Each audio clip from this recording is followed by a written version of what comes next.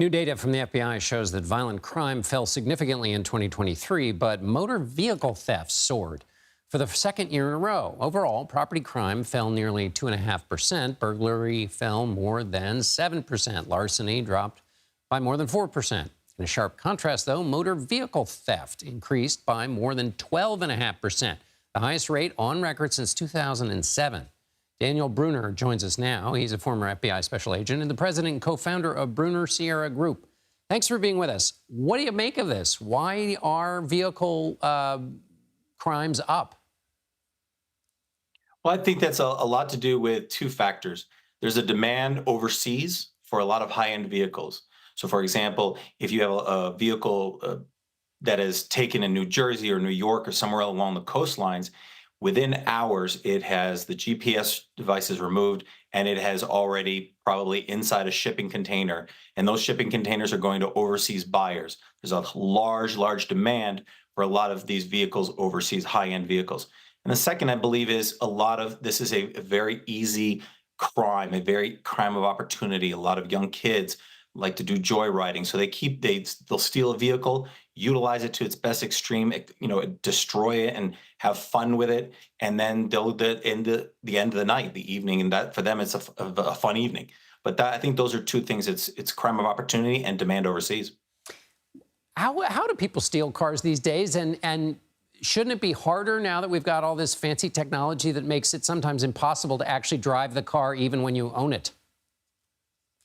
Well, there's two things that really are a lot of things are happening. Is a lot of individuals, a lot of groups, such as Chilean organized crime entities and a lot of street gangs. What they're doing is they're entering homes that are either left, so they'll check the driveway, see if the vehicle is left unlocked. Sometimes people leave their keys in the car because out of habit or just necessity, they leave the keys in the car and they're able to, the thieves are able to drive off. So they'll quickly check the handle and see if they can get in, see if that, the second way they do is they will break into that first door. And traditionally, a lot of people, what do they do when first thing they come in through the garage door? Drop the keys right there. So they'll open that door, smash through the door, look for the car keys, and then they'll jump into the vehicles that are set right there in the driveway or in the garage.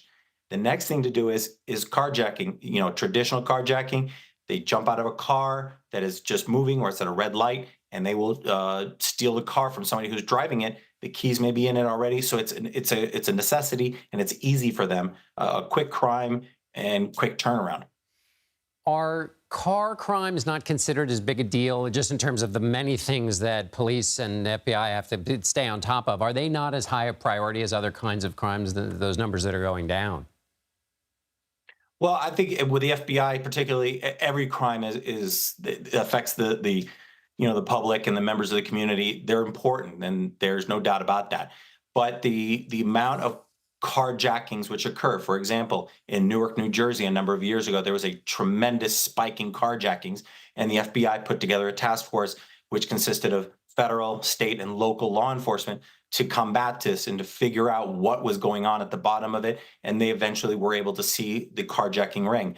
But those then carjackers or those thieves will shift their tactics and conduct different types of theft, the driveways, and then they'll enter to look for key fobs.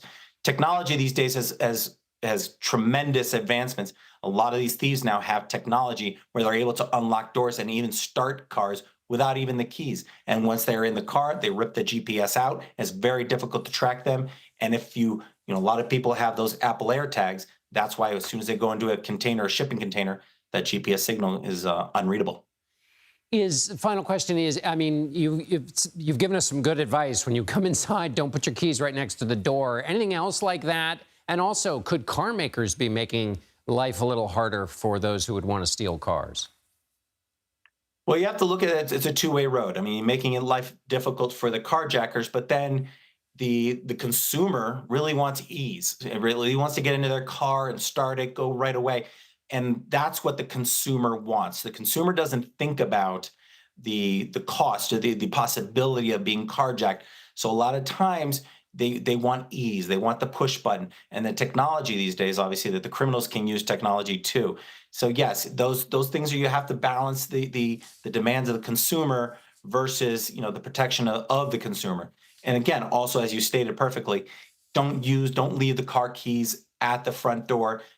Put them in a different location, make them a little bit more difficult. Then you have to balance it that then maybe those carjackers won't go into your home. So thinking twice, and definitely do not leave the keys in the car and close your garage doors every night.